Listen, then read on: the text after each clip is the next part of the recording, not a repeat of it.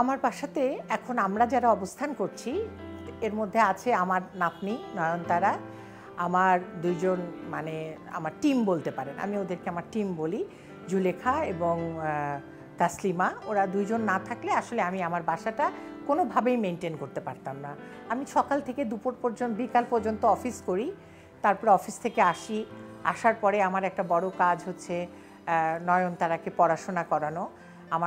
যদিও আমার অনেক বয়স, এখন বাচ্চা পড়ানোটা খুবই ডিফিকাল্ট, তারপরেও আমি খুবই চেষ্টা করি যে ওকে পড়াশোনা করাতে, ওকে একটা ভালো সময় দিতে। আর সবচেয়ে বড় একটা সময় আমি ব্যয় করি লেখালেখির কাজে। আমি লিখতে ভালোবাসি, বিভিন্ন পত্রিকাতে আমি লিখি। ওই সময়টা আমি নিজের মতো করে ব্যয় করি, পড়াশোনা করি, একটু লেখালেখির কাজ করি, এরকম। এইভাবে আমার সকাল থেকে রাত পর্যন্ত কেটে যায়। আমি খুব বললাম তো একদম বোরিং না আমার লাইফটা। আর ফেসবুকিং করি, তো সেটাও একটা বড় জিনিস, অনেক সময় কাটে তাতে। অনেকগুলো বাসা থাকে ভীষণ সাজানো, আপনার মানে একদম টেনশনে পড়ে যেতে হয়, হাত পা করতে হয়তো দারুণ সুন্দর।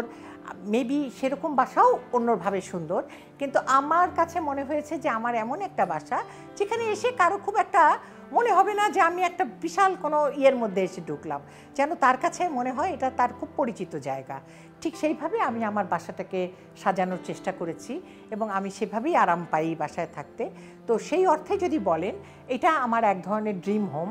হ্যাঁ, তবে এটাও ঠিক যে আমি চিন্তা করি যে কখনো কখনো মনে হয় যে আরেকটু টাকা, কখনো সুযোগ পেলে আমি যখন টাকা হাতে আসে আমি কিছু একটা রিনোভেট করি, কিছু একটা নতুন রং লাগাই, একটু অন্যরকম করি, যে যাতে মনোটোনাস না হয়। এই জন্য আমি মাঝে মাঝে আমার যে সাজানো জিনিসগুলো আছে সেগুলোকে বদল করি, একটা ঘরের আর একটা ঘরে নেই, বদল করি, এখান থেকে ওখানে নেই, এরকম করি, রিঅ্যারেঞ্জ করি, কিছু রং পাল্টাই।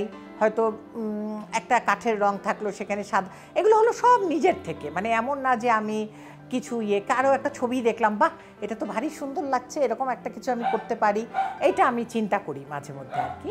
তো সেই দিক থেকে যদি বলেন আমি আমার বাসা নিয়ে খুশি, এটাই আমার ড্রিম হোম আমি মনে করি।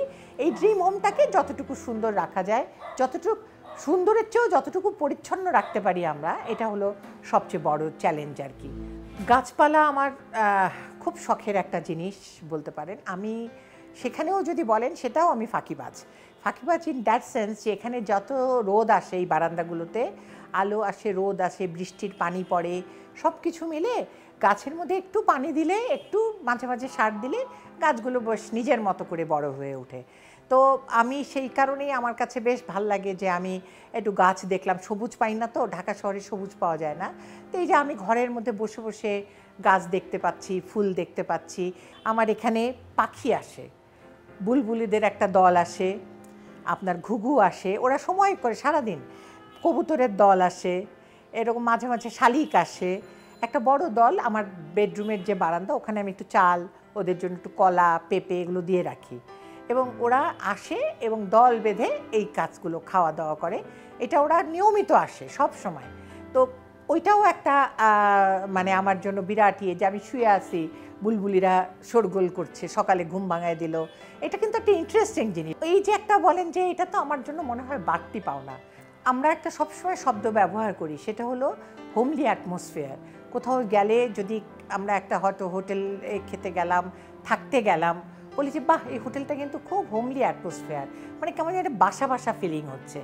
সেই হোমটা কি? সেই হোমটা হচ্ছে এই বাড়ি, যেখানে আমার অনেকগুলো ভালোবাসার সম্পর্ক জড়িত আছে, আরাম জড়িত আছে, এবং যেখানে আমি হাত পা ছেড়ে আয়েশ করে থাকতে পারবো। সেটাকে আমি মনে করি যে এটা আমার জন্য হোমলি একটা ব্যাপার। এই আনন্দটা, এই যে সবাইকে নিয়ে থাকি, সব কিছু মিলে থাকি, পশু পাখি, আমার কাছে ভালো লাগে। কোথায় স্বর্গ কোথায় নরক, কে বলে তাহা বহুদূর, মানুষেরই মাঝে স্বর্গ নরক, মানুষেতে সুরাচুর। তো এইটাই আমার কাছে আপাতত স্বর্গের মতো মনে হয় আর কি।